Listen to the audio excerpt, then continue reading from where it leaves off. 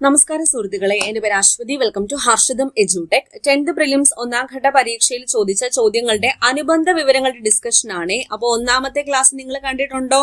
അപ്പൊ കാണാത്തവരുണ്ടെങ്കിൽ പോയി കാണുക. പിന്നെ ഈ 10th prelims face 1 related facts എല്ലാം കൂടെ തന്നെ ഞാനൊരു പ്ലേലിസ്റ്റ് ആയിട്ട് ക്രിയേറ്റ് ചെയ്തിട്ടുണ്ട്. മിഷൻ 10th പ്രിലിംസ് 2026 എന്ന ഫോൾഡർ നിങ്ങൾ ചെക്ക് ചെയ്താൽ മതി. അപ്പൊ ഇന്നത്തെ ക്ലാസ്സിലേക്ക് പോവാം. സെറ്റ് അല്ലേ?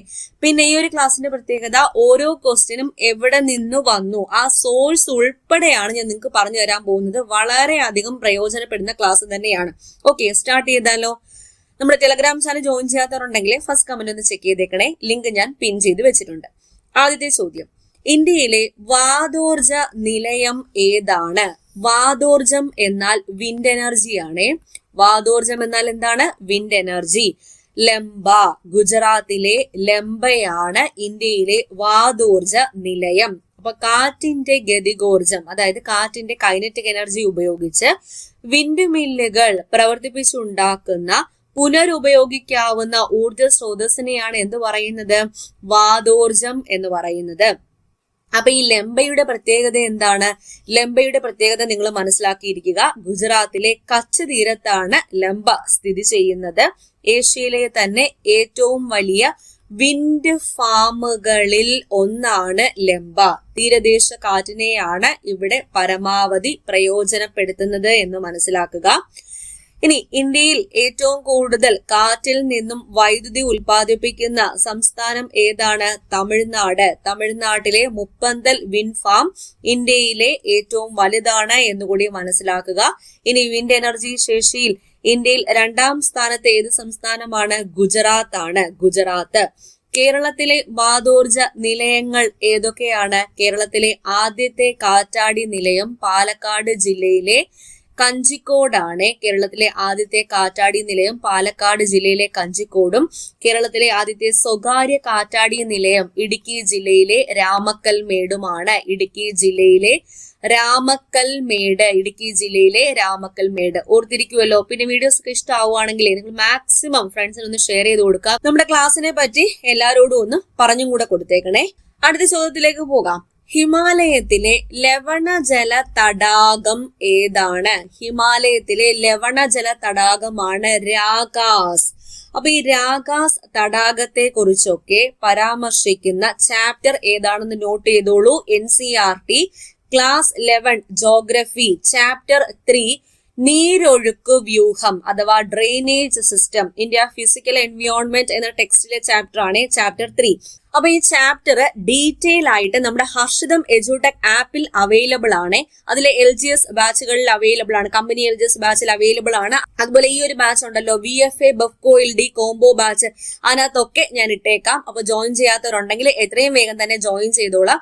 VFA Bevco LD combo batch എടുത്തു കഴിഞ്ഞുള്ള പ്രത്യേകത, പ്രിലിംസും മെയിൻസ് ഇൻക്ലൂഡഡ് ആണ്. അതായത് 10th പ്രിലിംസ് അതുപോലെ VFA ബെഫ്കോ LDയുടെ മെയിൻസ് ഈ ഒറ്റ ബാച്ച് തന്നെ എടുത്താൽ മതി. NCERT ക്ലാസ് എല്ലാം ഇൻക്ലൂഡ് ചെയ്തിട്ടുള്ള ബാച്ചാണ്. അതുപോലെ കമ്പനി LGSന് ഇപ്പൊ ചോദിച്ചിട്ടുള്ളത് കൊണ്ട് തന്നെ കമ്പനി LGSന്റെ ബാച്ചിൽ ഞാൻ NCERT ക്ലാസ്സുകൾ ഇപ്പൊ തന്നെ ഇട്ട് തന്നിട്ടുണ്ട്. നിങ്ങൾ കയറി ചെക്ക് ചെയ്യുക. പിന്നെ അതുപോലെ നമ്മുടെ പുതിയ ബാച്ച് LDCയുടെ പുതിയ ബാച്ചിന്റെ അഡ്മിഷൻ ആരംഭിച്ചിരിക്കുന്നു. ക്ലാസ്സുകൾ ഉടനെ തന്നെ ആരംഭിക്കുകയാണ്. പ്രിന്റ് എടുക്കാൻ പറ്റുന്ന PDF നോട്ട് ഉൾപ്പെടെയാണ് ഈ ഒരു ബാച്ചിൽ ഞാൻ ക്ലാസ്സുകൾ പ്രൊവൈഡ് ചെയ്യുന്നത്. ഈ ഒരു ബാച്ചിന്റെ വാലിഡിറ്റി അടുത്ത വർഷം December 31 വരെ ഉണ്ടായിരിക്കും. ജോലിക്ക് പോകുന്ന ഉദ്യോഗാർത്ഥികൾ, വീട്ടമ്മമാർ, പഠനത്തിൽ ഗ്യാപ്പ് വന്ന ആൾക്കാർ ആരായാലും കുഴപ്പമില്ല. ഈ ബാച്ച് നിങ്ങൾക്ക് ഏറ്റവും അനുയോജ്യമായ ബാച്ചാണ്. ഒരു ദിവസം 2 മണിക്കൂറൊക്കെ പഠിക്കാൻ വേണ്ടി തരത്തുള്ളൂ. SCERT, NCERT, പഴയ SCERT, പുതിയ SCERT, NCERT ക്ലാസ്സുകളൊക്കെ അവൈലബിൾ ആണ്. കയറി ചെക്ക് ചെയ്തോളാം. ഹർഷിതം എഡ്യൂടെക് ആപ്പ് ഡൗൺലോഡ് ചെയ്യാനുള്ള ലിങ്കും ബാച്ചിൽ ജോയിൻ ചെയ്യാനുള്ള ലിങ്കും ഒക്കെ ഞാൻ ഫസ്റ്റ് കമന്റിൽ കൊടുത്തേക്കാം. ഇനിയും എന്തെങ്കിലും ഡൗട്ട് ഉണ്ടെങ്കിൽ നമ്മുടെ ടെക്നിക്കൽ ടീമുമായിട്ട് കോൺടാക്ട് ചെയ്യാവുന്നതാണ്. വാട്സാപ്പിൽ അവർക്ക് മെസ്സേജ് അയക്കാവുന്നതാണ്. ഫസ്റ്റ് കമന്റിൽ അവരുടെ വാട്സാപ്പ് നമ്പറും കൂടി ഞാൻ കൊടുത്തിട്ടുണ്ട്. അപ്പോൾ ഞാൻ പറഞ്ഞതുപോലെ ഞാൻ പറയുന്ന ചാപ്റ്റേഴ്സ് ഇപ്പൊ തന്നെ നിങ്ങൾ ഹർഷിതം എഡ്യൂടെക് ആപ്പിൽ നിന്ന് എടുത്ത് പഠിച്ചോളൂ. 11th സ്റ്റാൻഡേർഡ് ഇന്ത്യ ജോഗ്രഫി എടുത്തതിനു ശേഷം അതിനകത്തെ ആദ്യത്തെ 3 ചാപ്റ്റേഴ്സ്, അതായത് ഇന്ത്യയുടെ സ്ഥാനം എന്ന ചാപ്റ്റർ പഠിക്കുക, ഇന്ത്യൻ ഭൂപ്രകൃതി എന്ന ചാപ്റ്റർ പഠിക്കുക, നീരൊഴുക്ക് വ്യൂഹം എന്ന ചാപ്റ്റർ പഠിക്കുക. നന്നായിട്ട് പഠിച്ചു വെച്ചോളൂ. നമ്മുടെ ക്ലാസ് അവൈലബിൾ ആണ്. ക്ലാസ് നോട്ടും ഉണ്ട്. അത് മാത്രം നോക്കി പഠിച്ചാൽ മതിയേ. അപ്പൊ ഇതിന്റെ ഫാക്ടിലേക്ക് വന്നാൽ, ഉത്ഭവം, രാഗാസ് തടാകം ഉത്ഭവിക്കുന്നത് എവിടെ നിന്നാണ്? ടിബറ്റിൽ കൈലാസ പർവ്വതത്തിന് അതായത് മാനസ സരോവർ തടാകത്തിന് സമീപമാണ് രാഗാസ് തടാകം സ്ഥിതി ചെയ്യുന്നത്. ഇന്ത്യയിലൂടെ ഒഴുകുന്ന സത്ലജ് നദിയുടെ പ്രധാന ഉത്ഭവസ്ഥാനം ഏതാണ്? രാഗാസ് തടാകമാണ്. രാഗാസ് തടാകം. എന്തുകൊണ്ട് ഇത് ലവണജലമായി? എന്തുകൊണ്ട് ലവണജല തടാകം? ഹിമാലയത്തിലെ ഉയർന്ന പ്രദേശങ്ങളിൽ അടഞ്ഞുകിടക്കുന്ന പുറത്തേക്ക് വലിയ ഒഴുക്കില്ലാത്ത ചില തടാകങ്ങളിൽ ബാഷ്പീകരണം കൂടുതൽ നടക്കുന്നതിനാലാണ് ഇവിടെ ലവണാംശം കൂടുന്നത്. ഇനി ഹിമാലയത്തിലെ മറ്റു പ്രധാനപ്പെട്ട ലവണജല തടാകങ്ങൾ ഏതൊക്കെയാണ്? പാങ്യോങ് സോ, പാങ്യോങ് PANGONG, പാങ്യോങ് സോ എന്നത് ഹിമാലയത്തിലെ പ്രധാനപ്പെട്ട ലവണജല തടാകമാണ്. ലഡാക്കിലാണ് സ്ഥിതി ചെയ്യുന്നത്. സോ മൊറിറി TSO ആണ്. സോ മൊറിറി ലഡാക്കിലെ മറ്റൊരു പ്രധാന ലവണജല തടാകമാണ് സോ മൊറിറി. ഓർക്കുക. അപ്പൊ ഹിമാലയത്തിലെ ഭൂരിഭാഗം തടാകങ്ങളും മഞ്ഞുരുകി ഉണ്ടാകുന്ന ശുദ്ധജല തടാകങ്ങളാണ്. എന്നാൽ രാഗാസ്, പാങ്യോങ് ഇവയൊക്കെ എന്താണ്? ലവണജല തടാകങ്ങളാണെന്ന് മനസ്സിലാക്കുക. കിട്ടിയല്ലോ. ഇതുമായി ബന്ധപ്പെട്ട് കുറച്ച് അധികം ഫാക്ട്സ് ഞാൻ പറഞ്ഞു തരാം. ഹിമാലയൻ നീരൊഴുക്കിലെ നദീവ്യൂഹങ്ങൾ എത്രണ്ണമാണ്? 3 നദീവ്യൂഹങ്ങളാണ് ഉള്ളത്. സിന്ധു നദീവ്യൂഹം, ഗംഗാ നദീവ്യൂഹം, ബ്രഹ്മപുത്ര നദീവ്യൂഹം. ഇതെല്ലാം NCERT ഫാക്ട് ആണ്. NCERT 11th standard geography chapter 3 നീരൊഴുക്ക് വ്യൂഹത്തിലെയാണ്. അപ്പൊ സിന്ധു നദീവ്യൂഹത്തെ കുറിച്ച് ആദ്യം നോക്കാം. സിന്ധു നദീവ്യൂഹം ലോകത്തിലെ വലിയ നദീതടങ്ങളിൽ ഒന്നാണ്. ഏത്? സിന്ധു നദീവ്യൂഹം എന്ന് മനസ്സിലാക്കുക. സിന്ധു നദീതടത്തിന്റെ ആകെ ദൈർഘ്യം എത്രയാണ്? 2880 കിലോമീറ്റർ ആണ്.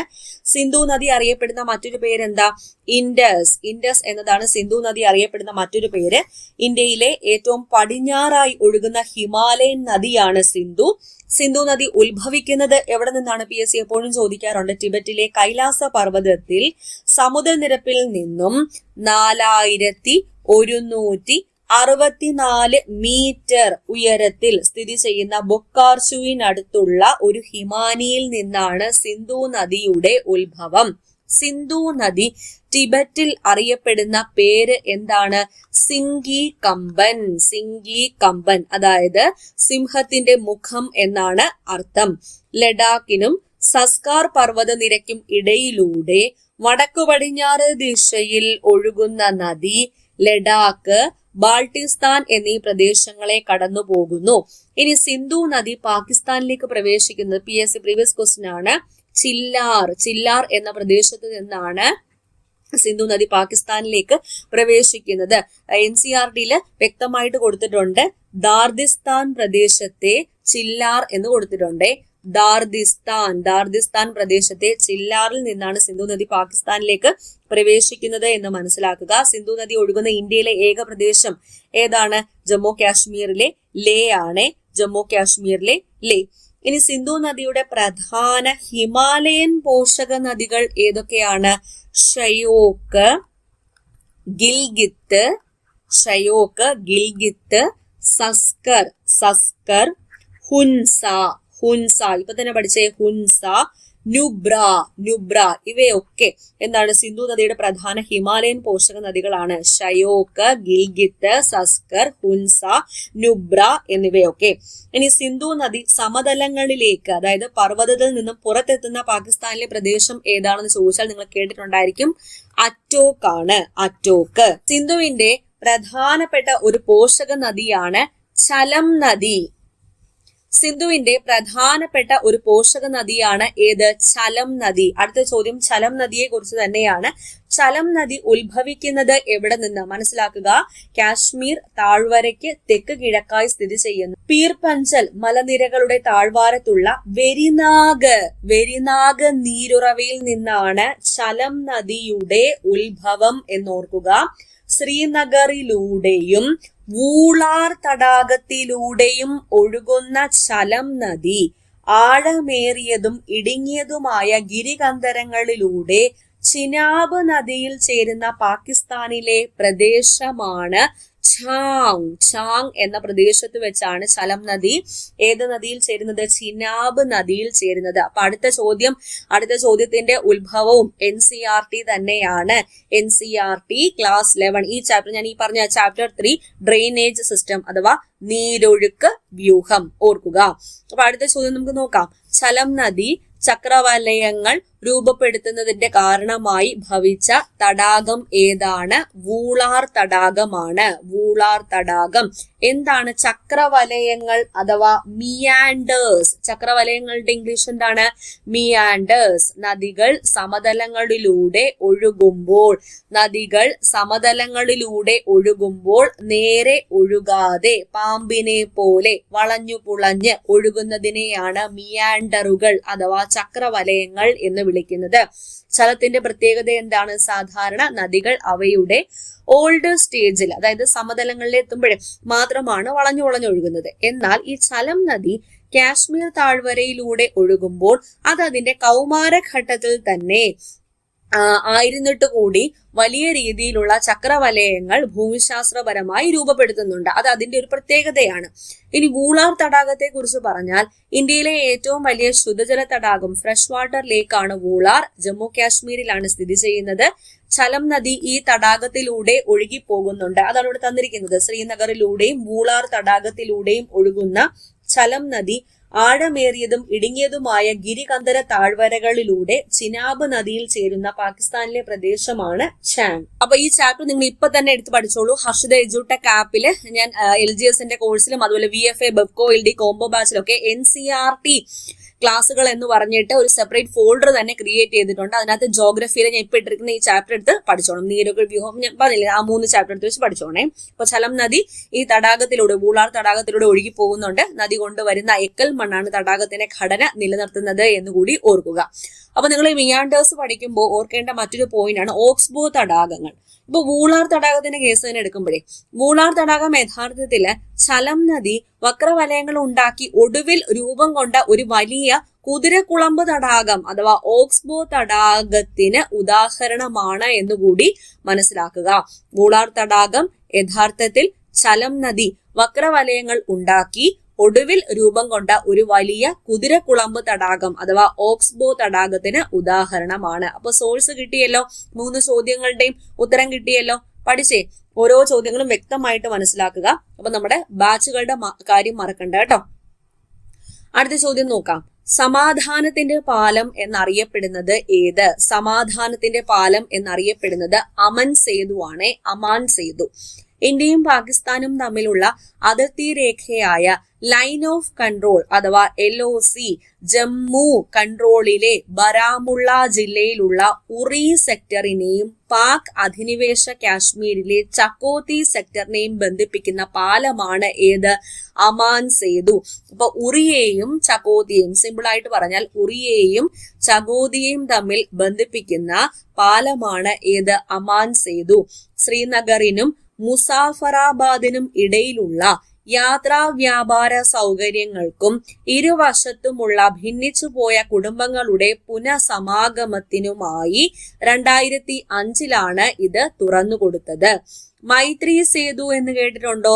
അത് ഇന്ത്യയും ബംഗ്ലാദേശും തമ്മിൽ ബന്ധിപ്പിക്കുന്ന പാലമാണ്.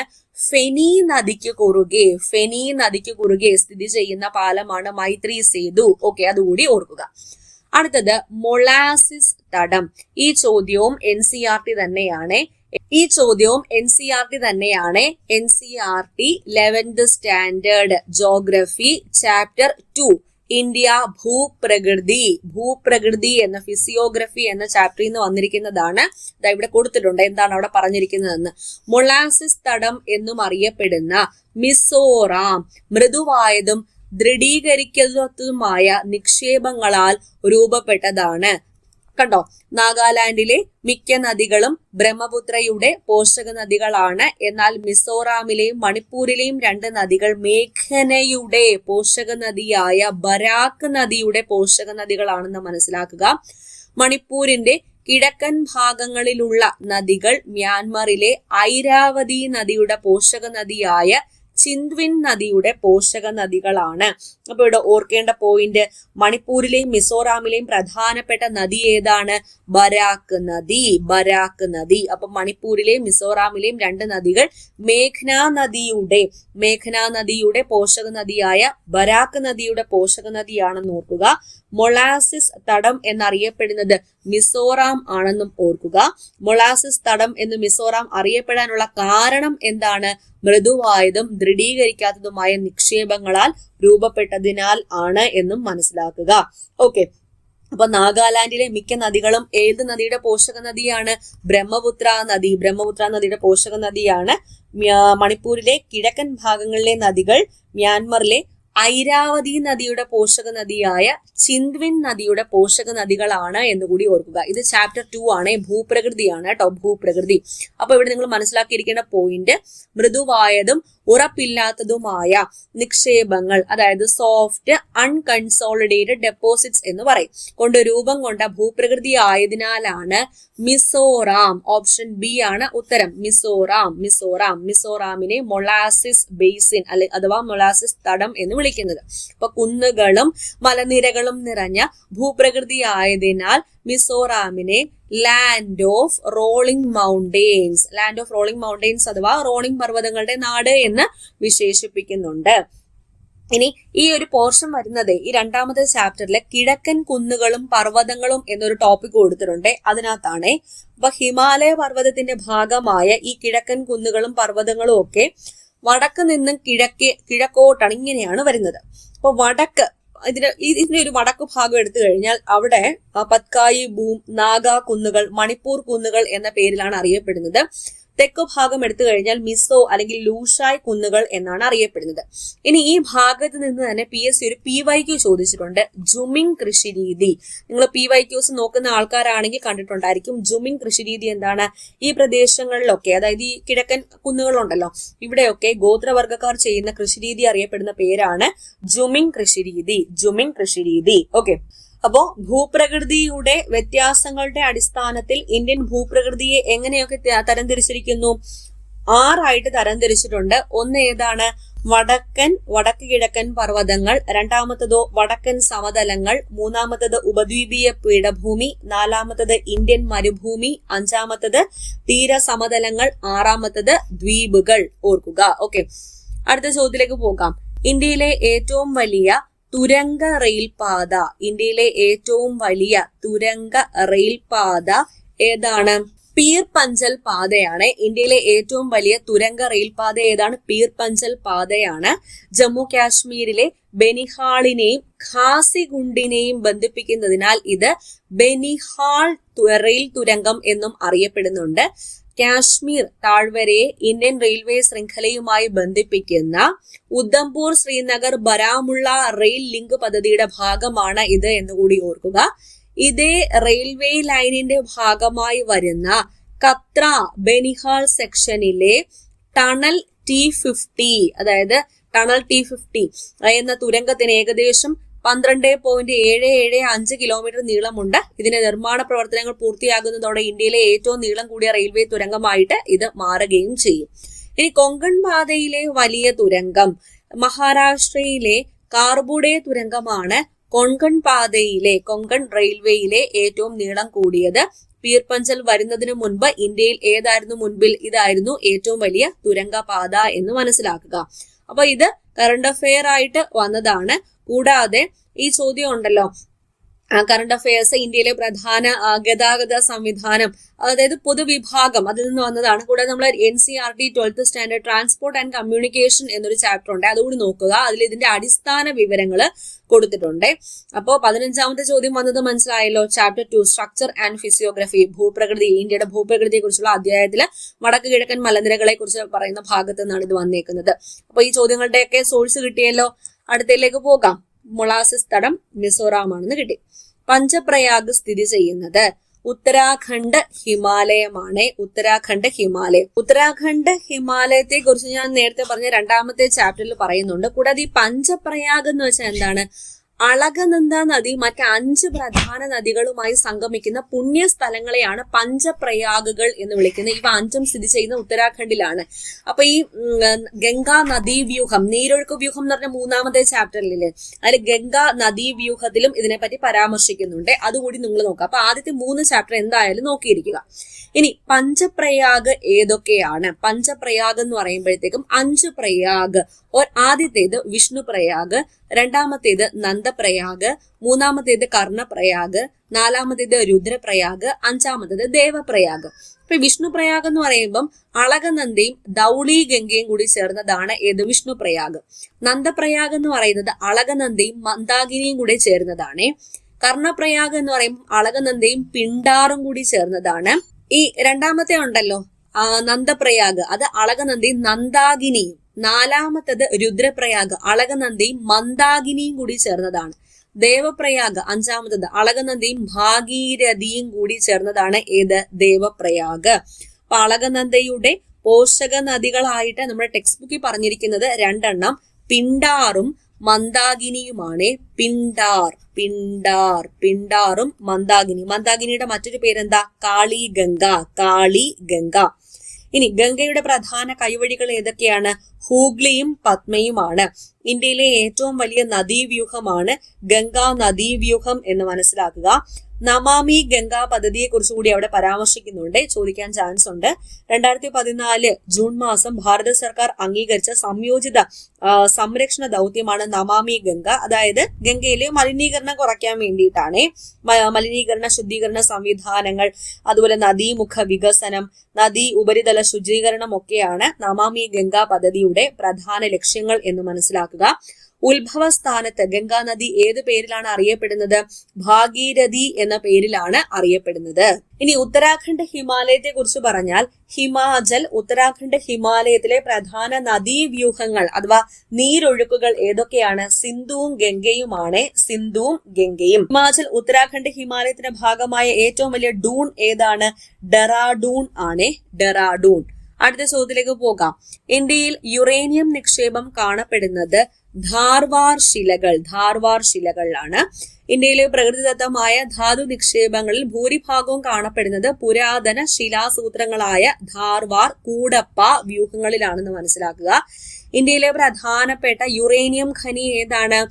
ജാദുഗുഡ യുറേനിയം ഖനി ഏത് സംസ്ഥാനം? ജാർഖണ്ഡിലാണ് സ്ഥിതി ചെയ്യുന്നത്. കൂടാതെ മറ്റു പ്രധാന നിക്ഷേപങ്ങൾ ആന്ധ്രാപ്രദേശിലെ തുമലപ്പള്ളിയിലുണ്ട്. രാജസ്ഥാനിലെ ഉദയ്പൂർ മേഖലകളിലൊക്കെ എന്താണ്? യുറേനിയം നിക്ഷേപത്തിന് പേരുകേട്ടതാണ്. അപ്പൊ ഇതിന്റെ ഉറവിടം NCERT 12ാം class mineral and energy resources എന്ന ചാപ്റ്റർ ഉണ്ടല്ലോ, മിനറൽ ആൻഡ് എനർജി റിസോഴ്സസ്, അതിൽ നിന്ന് വന്നേക്കുന്നതാണ്. അപ്പൊ അതില് പറഞ്ഞിട്ടുണ്ട് ആണവോർജ വിഭവങ്ങൾ എന്നൊരു ടോപ്പിക് കൊടുത്തിട്ടുണ്ട്. ആണവോർജ വിഭവങ്ങൾ എന്നൊരു ടോപ്പിക് കൊടുത്തിട്ടുണ്ട്. അപ്പൊ ഈ ചാപ്റ്റർ ഞാൻ അപ്ലോഡ് ചെയ്ത് തന്നേക്കാവേ. യുറേനിയവും തോറിയവുമാണ് ആണവോർജ ഉൽപാദനത്തിനായി ഉപയോഗിക്കുന്ന പ്രധാന ധാതുക്കൾ. ധാർവാർ, അടുത്ത സെന്റൻസ് ഇതാ പറഞ്ഞേക്കുന്നത്, ധാർവാർ ശിലകളിലാണ് യുറേനിയം നിക്ഷേപങ്ങൾ കാണപ്പെടുന്നത് എന്ന് മനസ്സിലാക്കുക. സിംഹം ചെമ്പ് നിക്ഷേപ മേഖലയിലെ വിവിധ ഭാഗങ്ങളിലായി യുറേനിയം അയിരുകൾ കണ്ടെത്തിയിട്ടുണ്ട്. രാജസ്ഥാനിലെ ഉദയ്പൂർ, അൽവാർ, ജൂൻജുനു ജില്ലകളിലും ഛത്തീസ്ഗഡിലെ ദുർഗ് ജില്ലകളിലും മഹാരാഷ്ട്രയിലെ ഭണ്ഡാര ജില്ലകളിലും ഹിമാചൽ പ്രദേശിലെ കുളു ജില്ലയിലും യുറേനിയം നിക്ഷേപങ്ങൾ കാണപ്പെടുന്നുണ്ട്. ഇനി കേരളത്തെ പറ്റി കൂടി സൂചിപ്പിച്ചിട്ടുണ്ട്. കേരളം, തമിഴ്നാട് സംസ്ഥാനങ്ങളിലെ തീരദേശ മണലിലെ ഇൽമനൈറ്റ്, മോണോസൈറ്റ് എന്നിവയിൽ നിന്നാണ് മുഖ്യമായും തോറിയം ലഭിക്കുന്നത്. ഇനി നമ്മുടെ ആദ്യത്തെ ചോദ്യം ഉണ്ടായിരുന്നില്ലേ, വാതോർജത്തിന്റെ ചോദ്യം. ഇനി നമ്മുടെ ആദ്യത്തെ ചോദ്യം ഉണ്ടായിരുന്നില്ലേ, വാതോർജം, ലംബ, ഇതും ഈ ഒരു ചാപ്റ്ററിൽ കൊടുത്തിട്ടുണ്ട്. മിനറൽ ആൻഡ് എനർജി സോഴ്സസ് എന്ന 7ാമത്തെ ചാപ്റ്ററിലെ മിനറൽ ആൻഡ് എനർജി റിസോഴ്സസ് എന്ന 7ാമത്തെ ചാപ്റ്റർ കൊടുത്തിട്ടുണ്ട്. അതിൽ കൊടുത്തിരിക്കുന്ന ഇതാണ്, വാതോർജം എന്നൊരു ടോപ്പിക് ഉണ്ട്. അതിനകത്ത് ഇന്ത്യയിലെ പ്രധാന വാതോർജ നിലയങ്ങൾ അതിൽ കൊടുത്തിട്ടുണ്ട്. ഗുജറാത്തിലെ കച്ച് മേഖലയിൽ ലംബയിലും, ഏഷ്യയിലെ തന്നെ ഏറ്റവും വലുത് എന്ന് കൊടുത്തിട്ടുണ്ട്. ലംബയിലും തമിഴ്നാട്ടിലെ തൂത്തുക്കുടിയുമാണ് ഇന്ത്യയിലെ പ്രധാന വാതോർജ നിലയങ്ങൾ എന്ന് കൊടുത്തിട്ടുണ്ട്. അതുമാത്രമല്ല, അടുത്ത നമ്മൾ ഡിസ്കസ് ചെയ്യാൻ പോകുന്ന അടുത്ത ചോദ്യം, അതായത് 3 ചോദ്യങ്ങൾ ഒറ്റൊരു ചാപ്റ്ററിൽ നിന്ന് വന്നേക്കുക. ഈ 20ാമത്തെ ചോദ്യം കണ്ടോ, എണ്ണപ്പാടം അടിസ്ഥാനമാക്കിയുള്ള ഇന്ത്യയിലെ എണ്ണ ശുദ്ധീകരണശാല ദിഗ്ബോയ്, അതും ഇവിടെ കൊടുത്തിട്ടുണ്ട്. ഏത് ടോപ്പിക്? പെട്രോളിയം എന്ന ടോപ്പിക്കിന്റെ കീഴിൽ കൊടുത്തിട്ടുണ്ട്. പെട്രോളിയം എന്ന ടോപ്പിക്കിന്റെ കീഴിൽ കൊടുത്തിട്ടുണ്ട്. എന്താണ് കൊടുത്തേക്കുന്നത്? എണ്ണപ്പാടം അടിസ്ഥാനമാക്കിയുള്ള, അതേ സെന്റൻസ് തന്നെ കൊടുത്തേക്കുന്നത്. എണ്ണപ്പാടം അടിസ്ഥാനമാക്കിയുള്ള എണ്ണ ശുദ്ധീകരണശാലയ്ക്ക് ഉദാഹരണം ഏതാണ്? ദിഗ്ബോയി. ഇനി ഇവിടെ ബറൗണി എന്നൊരു ഓപ്ഷൻ കൊടുത്തേക്കുന്നത് കണ്ടോ? കമ്പോള അടിസ്ഥാനത്തിലുള്ള എണ്ണ ശുദ്ധീകരണശാലയ്ക്ക് ഉദാഹരണം ഏതാണെന്ന് ചോദിച്ചു കഴിഞ്ഞാൽ ബറൗണിയാണ് കമ്പോള അടിസ്ഥാനത്തിലുള്ള എണ്ണ ശുദ്ധീകരണശാലയ്ക്ക് ഉദാഹരണം. ഏതാണ്? ബറൗണി. ഇനി അങ്കലേശ്വർ, കലോൾ, മൊഹസാന, നവാഗം ഇവയൊക്കെ ഗുജറാത്തിലെ പ്രധാനപ്പെട്ട എണ്ണപ്പാടങ്ങളാണ്. അങ്കലേശ്വർ, കലോൾ, മൊഹസാന, നവാഗം. ഇനി അസമിലെ പ്രധാനപ്പെട്ട എണ്ണപ്പാടങ്ങൾ ഏതൊക്കെയാണ്? എണ്ണ ഉൽപാദന മേഖലകൾ ദിഗ്ബോയി, നഹർകാട്യ, മൊറാൻ. ദിഗ്ബോയി, നഹർകാട്യ, മൊറാൻ എന്നിവയൊക്കെ അസമിലെ പ്രധാനപ്പെട്ട എണ്ണ ഉൽപാദന മേഖലകളാണ്. അപ്പൊ ഈ 3 ചോദ്യവും വന്നിരിക്കുന്നത് എവിടെ നിന്നാണ്? NCERT 12ാം class geography chapter 7 mineral and energy resources. അപ്പോ ഇന്ത്യയിലെയും ഏഷ്യയിലെയും ഏറ്റവും പഴക്കമേറിയ ആദ്യത്തെ എണ്ണ ശുദ്ധീകരണശാലയാണ് അസമിലെ ദിഗ്ബോയി. 1901 സ്ഥാപിതമായത് എന്ന് മനസ്സിലാക്കുക. കൊച്ചിയിലെ അമ്പലമുകളിലുള്ള കൊച്ചിൻ റിഫൈനറീസ് ലിമിറ്റഡ് ഒരു മാർക്കറ്റ് അധിഷ്ഠിത റിഫൈനറിയാണ്. എന്ന് മനസ്സിലാക്കി. ഇത് എണ്ണപ്പാടം അടിസ്ഥാനമാക്കിയാണ് ചോദിച്ചേക്കുന്നത്. അടുത്ത 19ാം ചോദ്യം നോക്കാം. പ്രാചീന കാലത്ത് ബംഗാളിലെ സോനാർ താഴ്വരയും സിന്ധു താഴ്വരയും ബന്ധിപ്പിച്ചിരുന്ന പാത ഏതാണ്? ഷാഹി പാതയാണ്. ഷാഹി പാത. മൗര്യ സാമ്രാജ്യത്തിന്റെ സ്ഥാപകനായ ചന്ദ്രഗുപ്ത മൗര്യന്റെ കാലത്താണ് ഈ വലിയ പാത നിർമ്മിക്കപ്പെടുന്നത്. അന്ന് ഇത് ഉത്തരപഥ് അഥവാ ഷാഹി പാത എന്നാണ് അറിയപ്പെട്ടിരുന്നത്. പിന്നീട് മധ്യകാലഘട്ടത്തിൽ ഷേർഷാ സൂരി ഈ പാത പുനർനിർമ്മിക്കുകയും കൂടുതൽ വികസിപ്പിക്കുകയും ചെയ്തു. അദ്ദേഹത്തിന്റെ കാലത്ത് ഇത് ഏതു പേരിൽ അറിയപ്പെട്ടിരുന്നു? സഡക് ഇ അസം എന്ന പേരിലാണ് അറിയപ്പെട്ടിരുന്നത്. ഇനി ബ്രിട്ടീഷ് ഭരണകാലത്ത് ഗവർണർ ജനറലായ ഓക്ലൻഡ് പ്രഭുവാണ് ഇതിനെ GT റോഡ് അഥവാ ഗ്രാൻഡ് ട്രങ്ക് റോഡ് എന്ന് പുനർനാമകരണം ചെയ്തത്. അപ്പൊ ഗ്രാൻഡ് ട്രങ്ക് റോഡിന്റെ ഭാഗമാണ് ഷാഹി പാത. ഈ ചോദ്യം NCERT 12ാം class geography transport and communication എന്ന ചാപ്റ്ററില് ഗ്രാൻഡ് ട്രങ്ക് റോഡിന്റെ ചരിത്രം പറയുന്നുണ്ട്. ഒരു ബോക്സ് അതിനകത്ത് കൊടുത്തിട്ടുണ്ട് കേട്ടോ. അതായത് ആ ബോക്സിനകത്ത് തന്നിരിക്കുന്നത് ബംഗാളിലെ സോനാർ താഴ്വരയെയും സിന്ധു താഴ്വരയും അല്ലെങ്കിൽ സിന്ധു താഴ്വര വരെ തന്റെ സാമ്രാജ്യം ശക്തിപ്പെടുത്തുന്നതിനും ഒരുമിപ്പിക്കുന്നതിനും വേണ്ടി ഷേർഷാ സൂരി നിർമ്മിച്ച റോഡാണ് ഷാഹി എന്നാൽ രാജകീയ റോഡ്. ബ്രിട്ടീഷ് കാലഘട്ടത്തിൽ കൽക്കട്ടയെ പെഷവാറുമായി ബന്ധിപ്പിച്ചിരുന്ന ഈ റോഡ് ഏതു പേരിൽ അറിയപ്പെട്ടിരുന്നു? ഗ്രാൻഡ് ട്രങ്ക് റോഡ് എന്ന പേരിൽ അറിയപ്പെട്ടിരുന്നു. ഇപ്പോൾ ഈ റോഡ് അമൃത്സറിനെ കൊൽക്കത്തയുമായി ബന്ധിപ്പിക്കുന്നു. അപ്പോ ഗതാഗതവും വാർത്താവിനിമയവും എന്ന NCERT 12ാം ക്ലാസ് ചാപ്റ്റർ 10 അതിൽ നിന്നും വന്നിരിക്കുന്ന ചോദ്യമാണിത്. ഓക്കെ, അപ്പൊ ചോദ്യത്തിന്റെ സോഴ്സ് എല്ലാം കിട്ടിയല്ലോ. അപ്പൊ നമ്മുടെ ഹർഷിത എജ്യൂടെക് ആപ്പിൽ ഇതിന്റെ ക്ലാസ് ഞാൻ ഇട്ട് തന്നേക്കാം. LGSന്റെ ബാച്ചിലും അതുപോലെ തന്നെ VFA ബെക്കോ LD ബാച്ചിലൊക്കെ ഇപ്പൊ തന്നെ ഇട്ട് തന്നേക്കാം. അവൈലബിൾ ആണ്, ഒന്ന് കയറി ചെക്ക് ചെയ്തോളാം. കൂടാതെ നമ്മുടെ പുതിയ ബാച്ചിലേക്ക് ജോയിൻ ചെയ്യാൻ താല്പര്യമുള്ളവർക്ക് എല്ലാവർക്കും ജോയിൻ ചെയ്യാവുന്നതാണ്. NCERT ക്ലാസ് ഉൾപ്പെടെയാണ് എടുത്തു തരുന്നത്, വളരെ ഡീറ്റെയിൽ ആയിട്ട്. വീഡിയോ ഇഷ്ടപ്പെട്ട നിങ്ങളുടെ ലൈക്ക് ഞാൻ പ്രതീക്ഷിക്കുന്നുണ്ട്. അടുത്ത ക്ലാസ്സിൽ വീണ്ടും കാണാം. താങ്ക്